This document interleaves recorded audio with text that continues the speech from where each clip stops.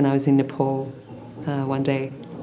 I just wandered past a bookstore and I saw this book that just jumped out at me, and I just had this voice, like, you have to read me. You have to do this. So I went in and I bought this book. I didn't even look at what was inside it. I just bought it.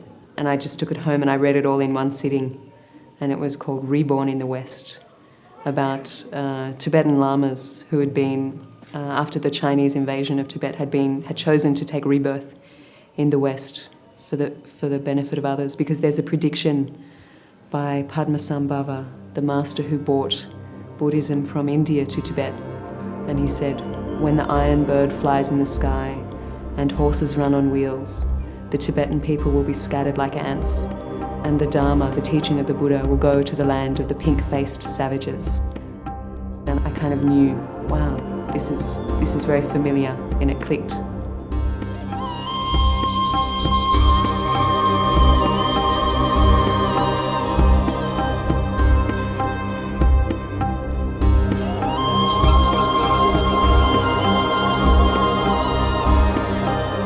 I came to one zikr that Jalaluddin was leading, and I'm, punk rocker or something, big trench coat and combat boots and whatnot.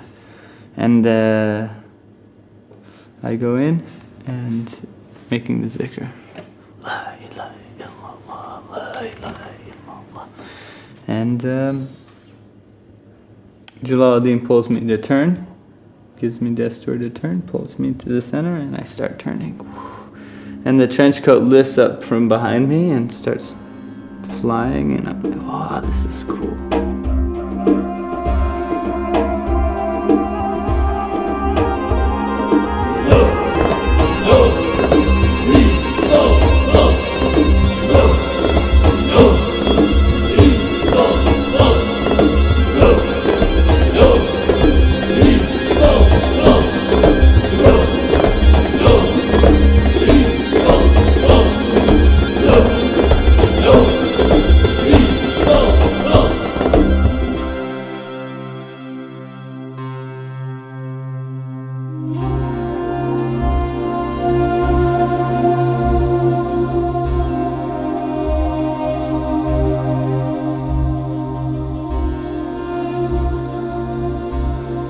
My family still wonder why you want to go to India, why you want to be there far away, and why you do these things. Why don't you go to school? Why don't you finish your school? Why don't you get a job?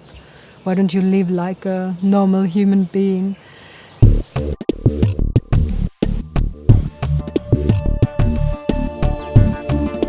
You see the corruption in government, you see the corruption in religion, and you say, why should I conform to these people? Why should I follow these rules? I'm trying to find out all the time, who am I? Why I have been born into this world? How can I use this lifetime that I'm here as meaningfully as possible?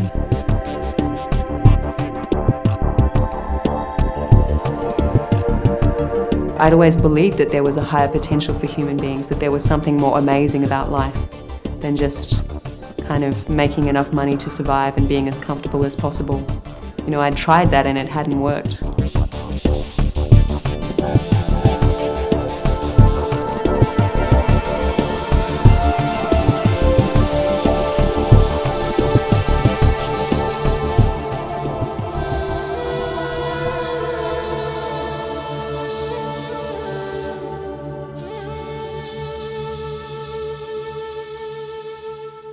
Bismillahirrahmanirrahim.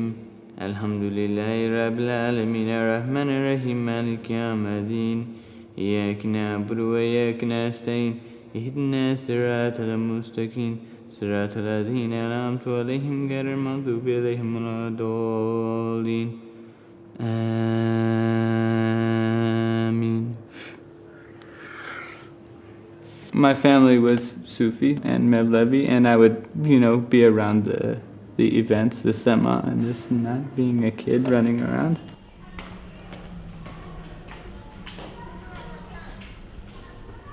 Then I was making my rebellion from the systems of society.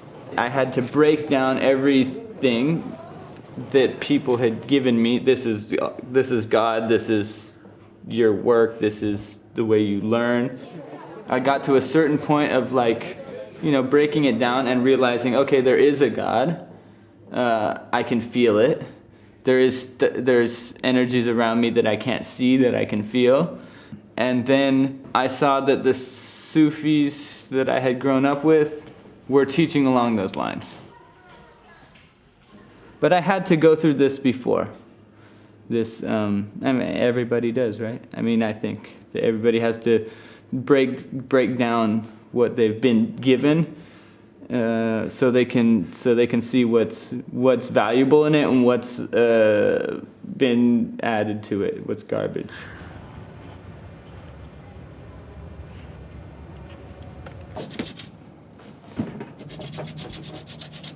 When I was 15 and we had this confirmation thing, whatever, in the church, and many young people were very happy about it or excited about it, like they would tell about their experiences, and I also thought like, wow, this is going to be something, and now I will find what is God, or what is this guy Jesus everybody is talking about, that I will get actually like some kind of experience or something. And then like when everything was over, it was just like flat, it was nothing. It was like a disappointment and anger. So then I started to question, and I wanted to deny the whole thing, that Jesus was nothing, or God doesn't exist.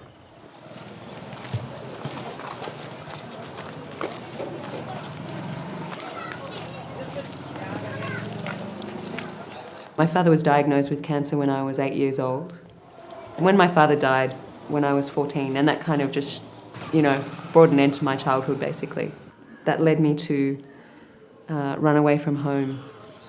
I took all my possessions and hung them up in the park and watched people come and collect them. And then I felt tremendously free. And I took some scissors and I hacked off all my hair and shaved my head. And I took my mother's designer blue bedsheet, ripped it in half and wore it as a sari and wandered off into the night.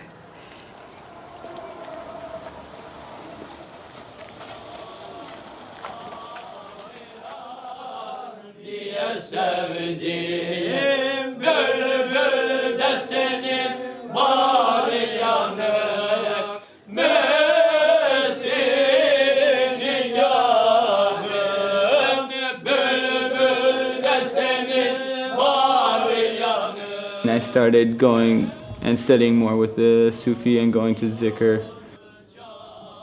And I fell in love with this turning, the Sema. I hadn't studied the Sema yet. I hadn't taken the initiation. I just loved this practice and wishing to turn with them. And they're like, of course you can't. You have to study. It's crushing my nafs, my ego. And 3 years of this goes by, and I feel so much pain. The third year, I'm like, if this goes on one more year, I'm gonna, like, my heart's just gonna break and I'll die. It'll be finished.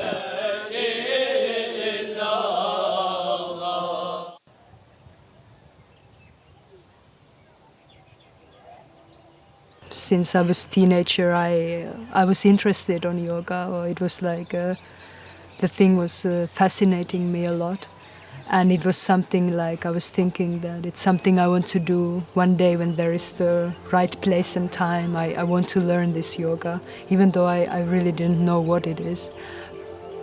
I had done some courses before, and I had borrowed some books and stuff like that. And then when I was in India, first time in my life I didn't have anything else to do, any other plans. I just had time and enough money to stay, so I was free to choose whatever I wanted. I started to look for a teacher.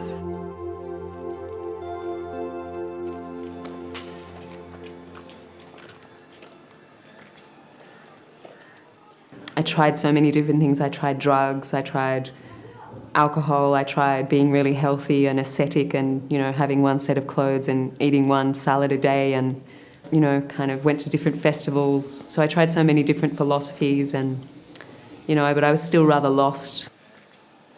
And I felt that it's time to get real, it's time to commit to some genuine, authentic path.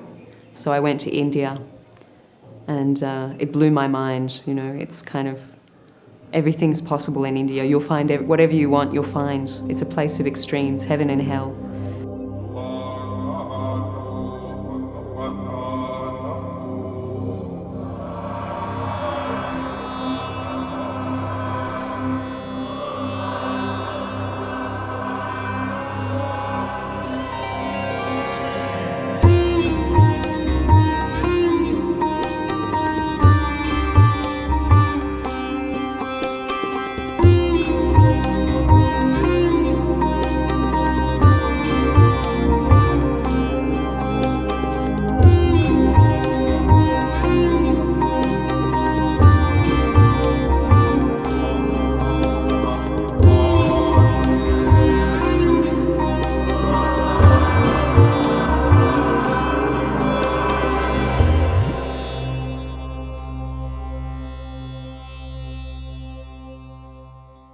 And then quite soon I find my teacher. And when I started to do these yoga practices, then it wasn't anymore that somebody was saying that there is a God or Jesus was like this or that, but then actually I could feel that there is a God, and I could feel the connection between and within.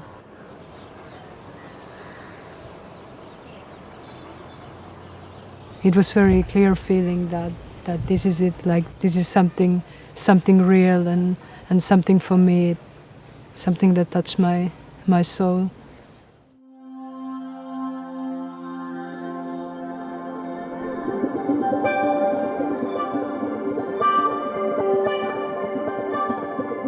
I became a Buddhist nun when I was 23. And you know, it's very easy to get ordained as a Buddhist monk or nun. Anyone can do that. But actually living that life is not easy. Likewise, very, very best. Shaving your head and putting on robes is not the point. It's not the outer form which has to change, it's the inner form. It's our mind which has to be transformed.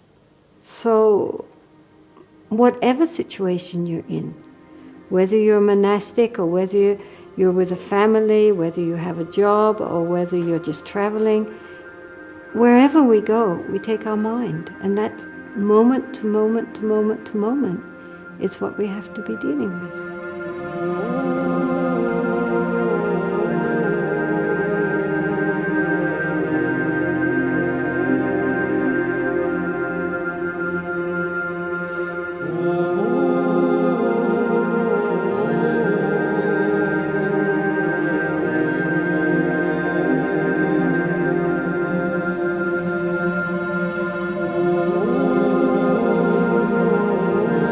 My root Lama is Sakya Trizin, His Holiness Sakya Trizin, the head of the Sakya tradition.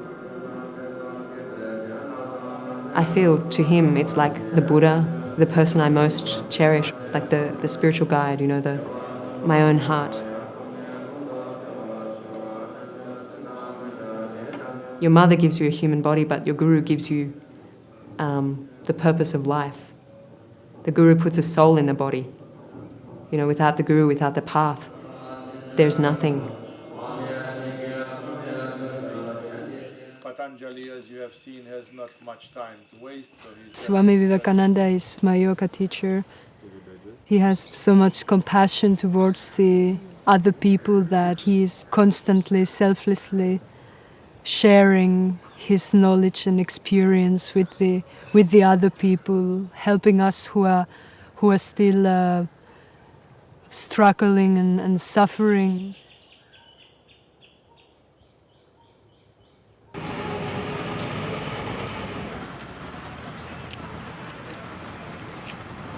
My Rufai Sheikh is Sharif Baba. He set me on fire. I was like dry sticks, and he put the flame to me and I burned.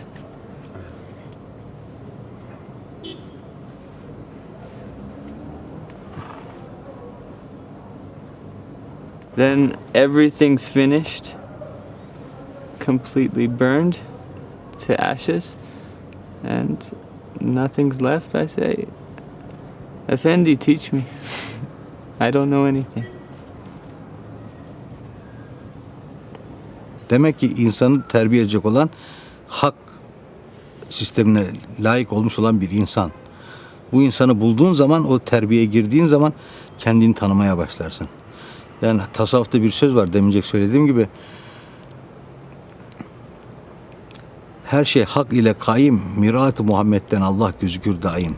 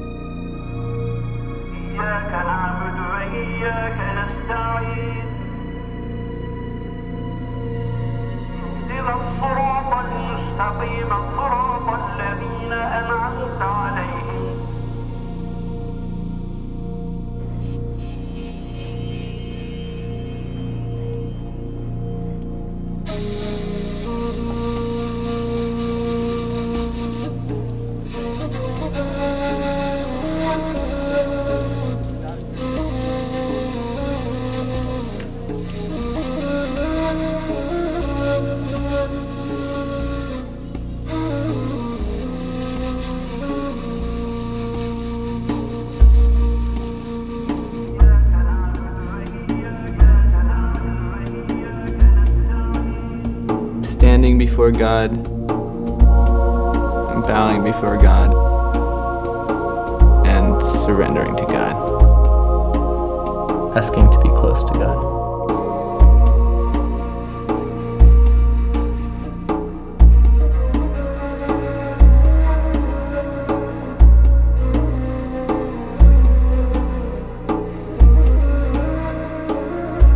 Sufism is contained inside the path of Islam. That's the experience that Sufism lives through, is that surrender to God.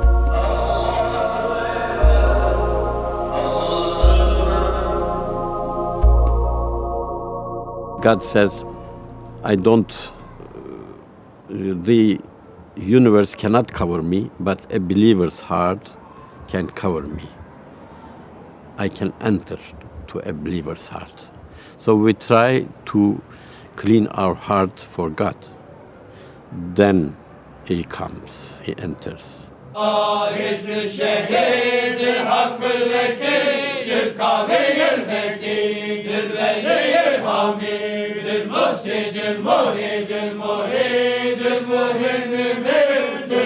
the practices that the Sufis do, the zikr, the turning, the music, are all methods of cleaning and cleansing the heart.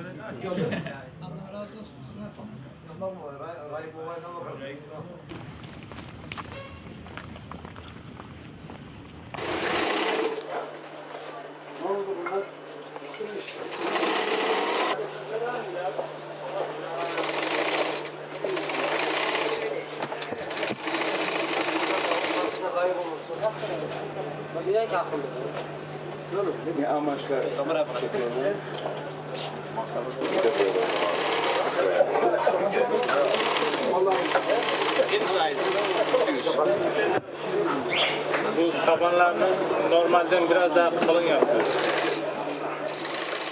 You know, it's easy to go around in circles, you know, but to empty yourself of yourself, that's like a struggle. That's an honorable struggle. The intention is that you get out of the way and you let that energy of God that pure divine energy come through.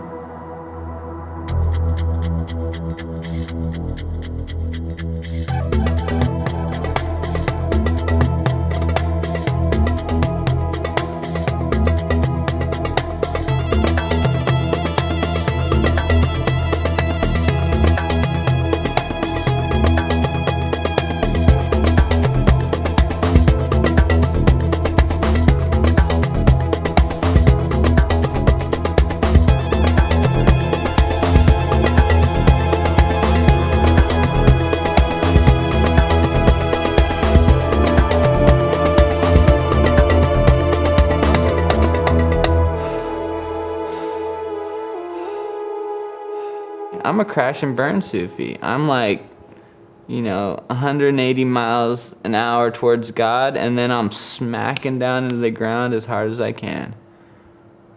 But that's just me. The circle we turn around is divided into two.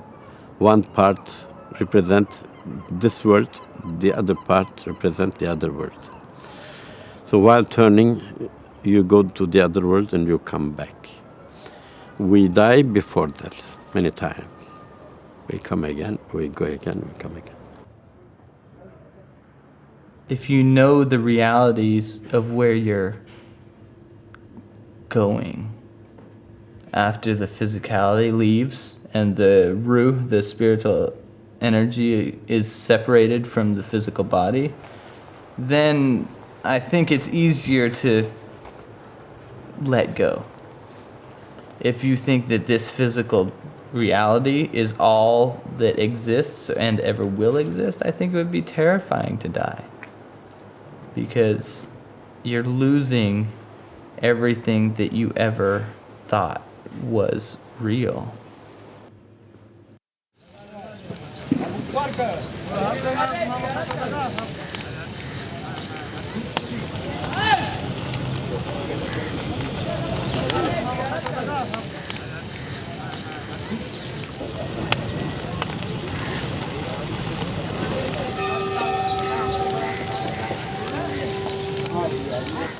I remember the night my father died. I just kind of, like everybody else, was crying around the bed, and kind of very focused on his body. And I knew the moment that he died, it's like, this body is just a shell. And there's something that illuminates the body, which is more than just this life. And that had gone, that had floated off into space somewhere. And I went out into the and looked up at the night sky, and there was this powerful pain inside my heart, but also this sense of freedom and of space being so vast. It was kind of amazing yet scary. And I think at that point I kind of started to grow up and think, what is the meaning of life? Why are we here? Why are we suffering? How can we overcome suffering? What is the purpose of life? There's got to be more to life than just having a mortgage and having 2.5 kids and a dog, and I had a real sense that I've got to find the meaning of life. It's like a matter of desperation.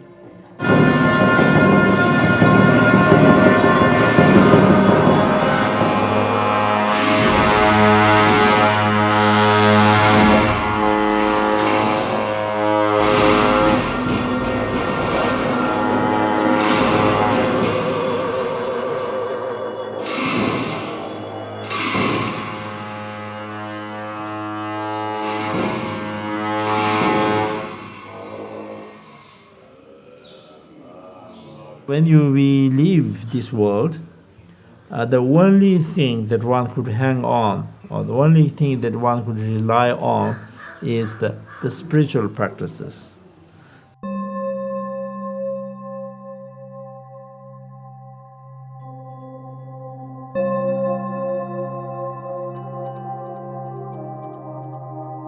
Tibetan Buddhism suited me because I'm someone who has to be thoroughly intellectually convinced of something before I'll adopt it.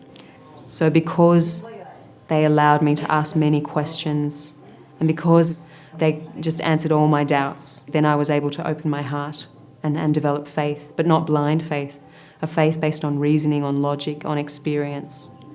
in that way I was able to open up to do the inner work.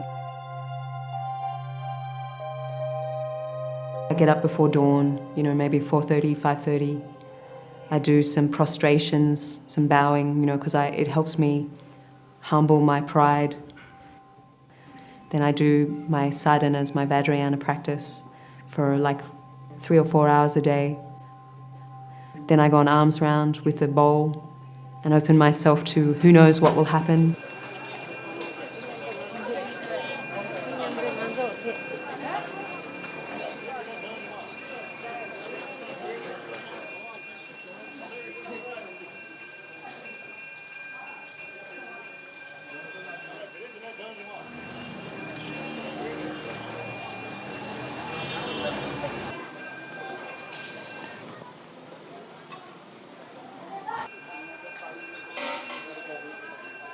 People often ask me, you know, do you miss sex or do you miss movies or don't you ever want to go down the pub? Kind of. But really, kind of once you've matured spiritually, things that you used to find entertaining, they kind of seem a little bit silly now.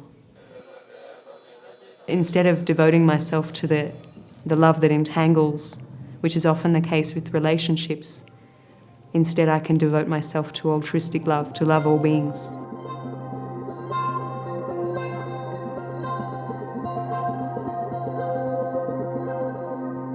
Because I don't have sex, like I don't have any kind of sexual activity, I find the energy lifts up to the higher, in yoga you'd say the higher chakras, and I have a lot more energy than I used to have. Like I'm very creative, I do a lot of poetry, a lot of art. You know, I like to do chanting, and you know, kind of when I'm feeling really kind of on edge, I just go for a long walk and cool down, you know, and that energy just kind of transforms into something else.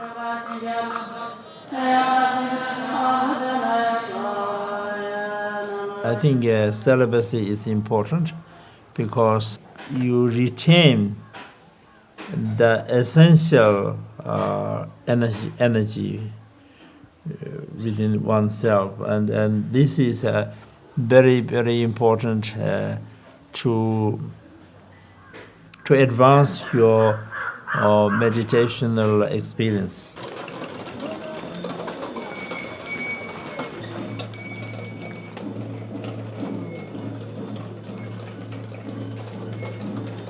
I hope to do it my whole life. I don't know whether that's possible because, you know, every day I'm living day to day, you know, with just the support that I get. I don't always have enough money. I don't always know where I'm going to stay that night.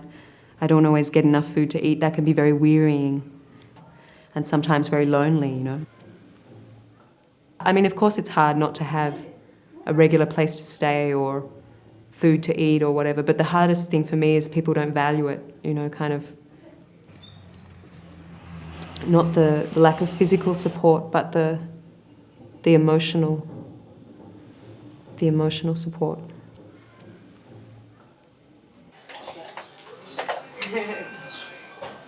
Australia. Oh, Vietnam. Oh, so nice.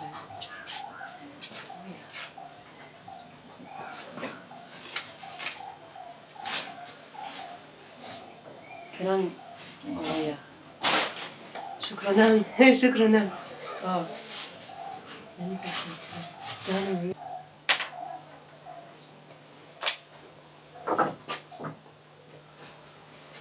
Gomba kawa Australia ane dharamsala inji ane gomba yere Antarajpur la sunga sakyapa yin ane ngaran dendre sugu yore. Oh wow, that's important. Yine nansu mogur. This is a chud drum, the cutting off of the ego. But actually it's kind of secret.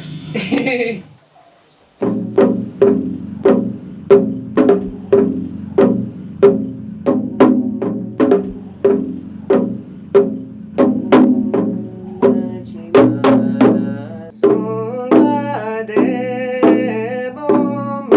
Machimala Solvade, Om Machimala Solvade, Amachimala Solvade. I mean, I could spend my life in the pub, you know, or I could spend my life on a beach in Goa, or, you know, with lots of nice hippie boyfriends. But to me, that's not very interesting anymore. It's not where the real juice of life is. So for me, the most fascinating thing is to unravel the knots and to overcome the suffering. Because I realized that, you know, with this life, we only have a certain amount of time. And I didn't want to waste my time anymore. I wanted to get to the purpose, to the crux of the matter.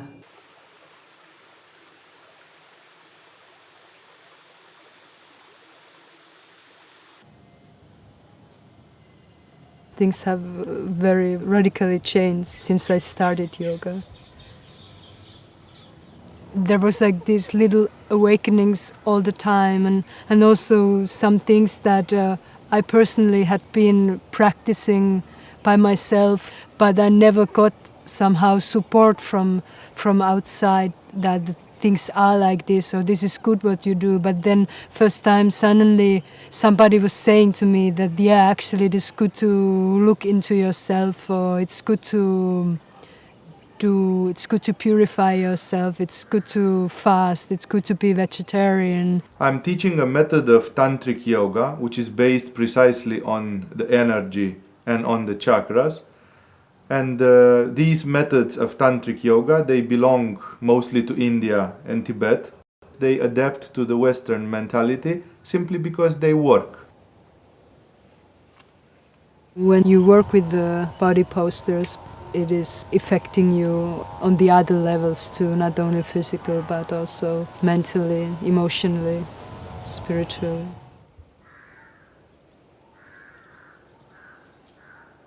Yoga is offering very wonderful ways to realize who you are, and you are able to deal with the daily life situations and problems and things much better. They don't bother you so much. You don't give so much attention for them because there is something much more higher and important in life.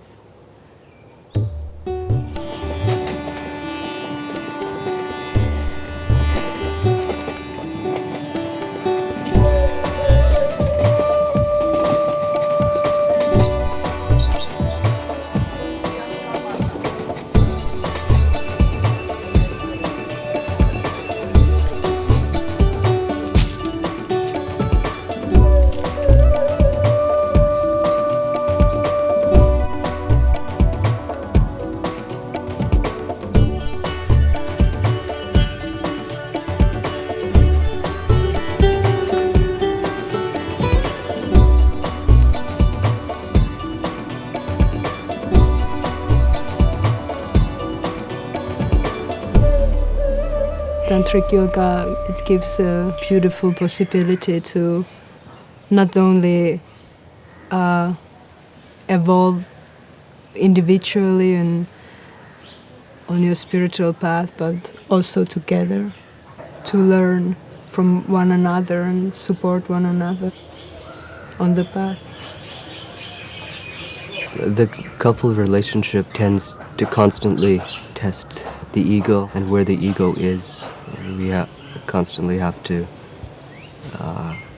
check ourselves to see if we're coming from the wrong place, if we're really coming from the heart, or if we have expectations of the other person. So the relationship makes us more humble.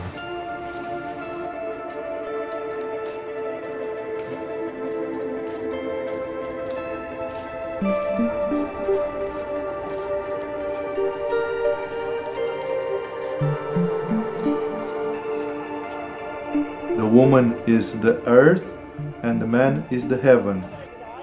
What Thomas is bringing to Ronella is lightness of the spirit, this sharpness, clarity and centering, which is helping her to practice with much more lucidity. Ronella is helping Thomas to get more grounded, to be more present in this world.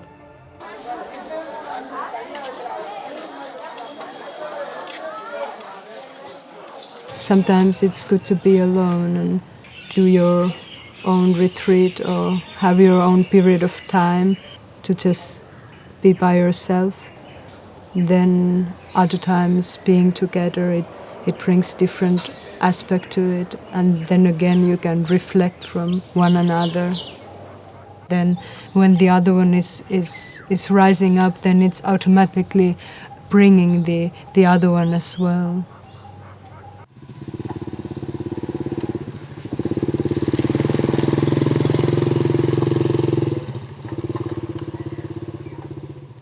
There is a branch of Tantric Yoga which deals with a sexual practice of self-development. And the essence of it is that instead of having a short, explosive, discharging sexuality, one chooses to have a long, implosive sexuality in which the force goes inside instead of being wasted outside.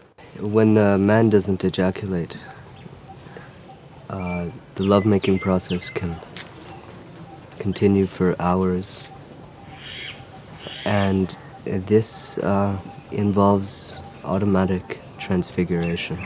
Such a state of mind is happening that the other automatically becomes something divine because you yourself are also becoming something divine.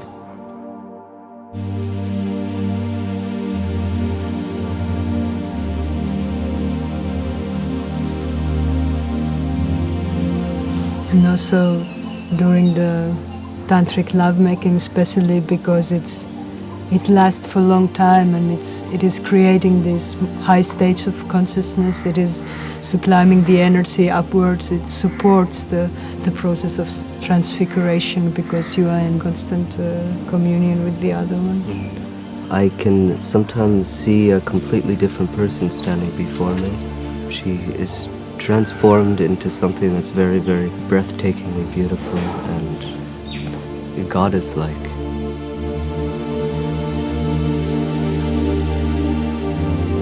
There is a way from human beings love each other. If they love each other, there is a way to God's love also.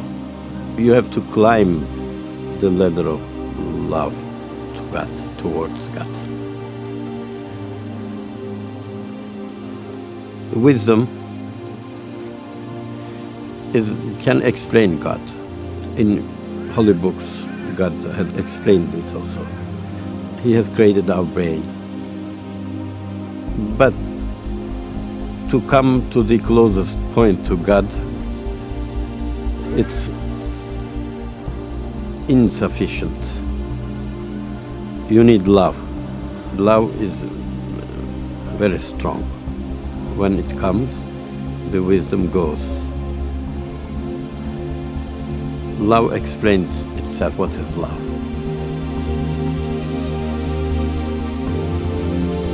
Love is possible ultimately only because of identity.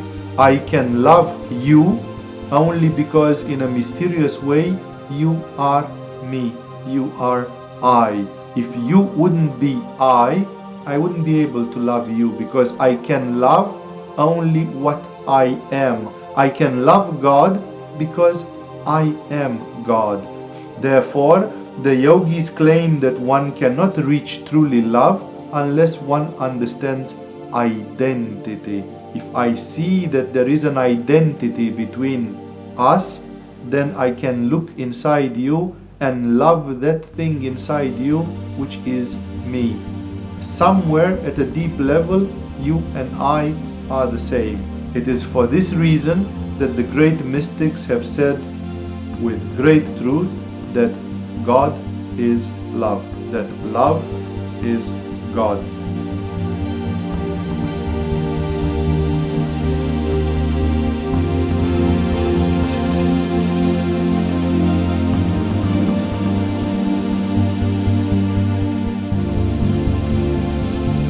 O zaman işte kendi varlığından soyunduğun zaman Allah'ta ifna olursun. İfna-i vücut derler bunu tasavvufta.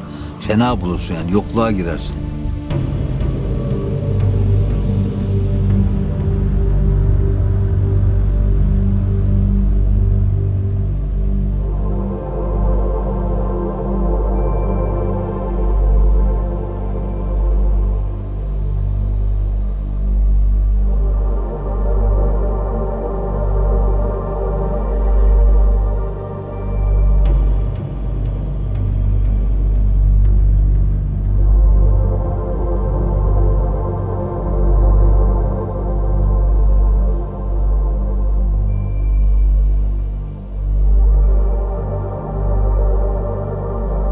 sometimes when you do practice, you do meditation, you get a very, very beautiful state of existence, something which is very sublime, something which feels something divine, something beyond the human. This state is beyond words. In one sense, it's completely empty. It lacks any solid existence. You can't find it anywhere. It's pure space, you know. But on the other hand, there's this kind of knowing continuity, which, although it's completely ungraspable,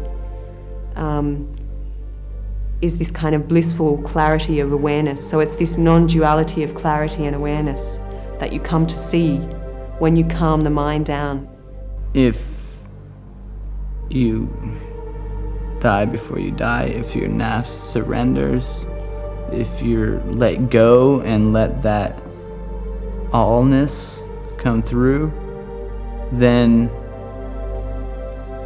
there's nothing you can say to expound on that. It just is.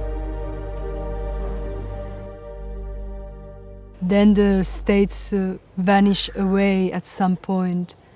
But I feel that by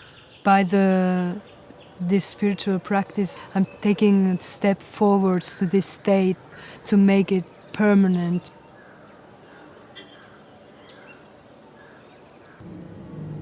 After some time, with our hard work and the maturity that we earned, we are able to serve other people.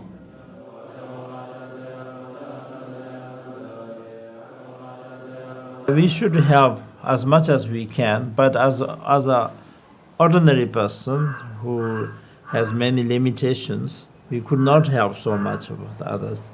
So that we are actually aiming for attain the full enlightenment, because after attaining the enlightenment, then you can help other sentient beings very effectively. It's like I'm climbing a mountain, you know, and every now and then I'll come around a curve and I'll see, oh yeah, there's the mountain.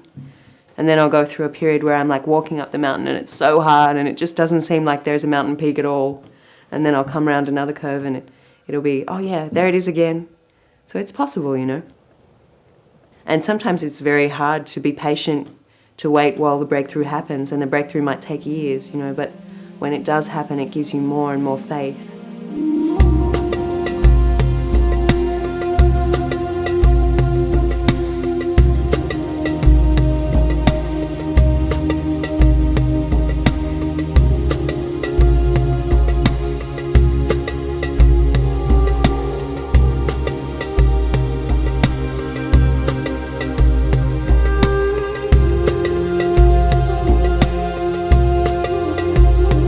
Path is the truth, in the meaning that the effort which you do, the awakening, the practice which you do, the effort to become vigilant, to become awake, the effort to live as a human being and not as an animal, is actually what is constituting the truth of your life.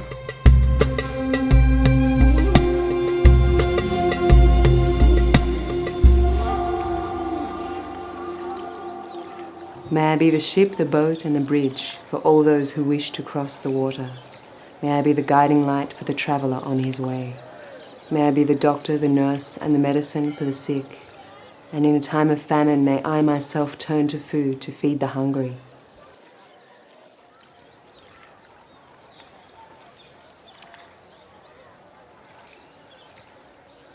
So far, what I have experienced, what I have realized, is that there is something high inside of my being, as well as in the whole universe. Something where there is no bad or good.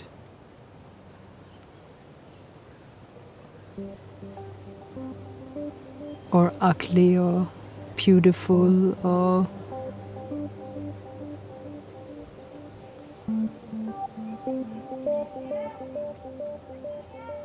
but something that is beyond that, something very refined and sublime.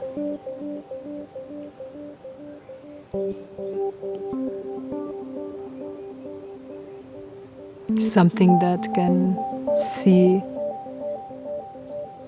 above all.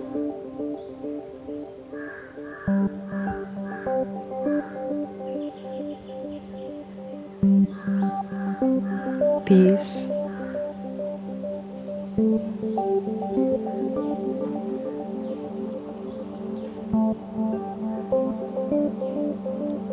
And beauty which is beyond beauty.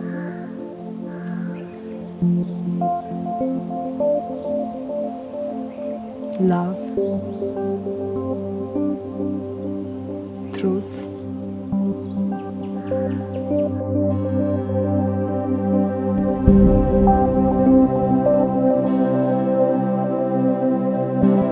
I did practice Buddhism and it did work. I did have those internal experiences that the Buddha talked about. Of course, I still have a long way to go, but because I had those genuine experiences, I was able to have faith that the rest of the path was genuine. I really did need a purpose to live for, and I really feel that I've discovered that purpose, to work for the awakening of all beings. So, I'm very glad. Like every day I feel lucky to put on my robes and feel that I'm walking in the path of awakening.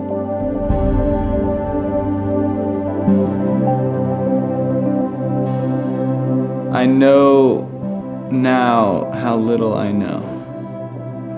I know that I'm not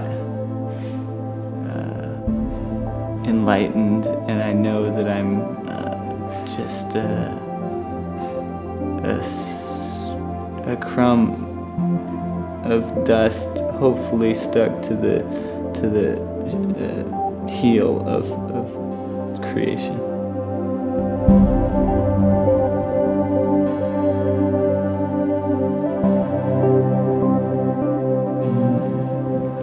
But I see the path that I must walk.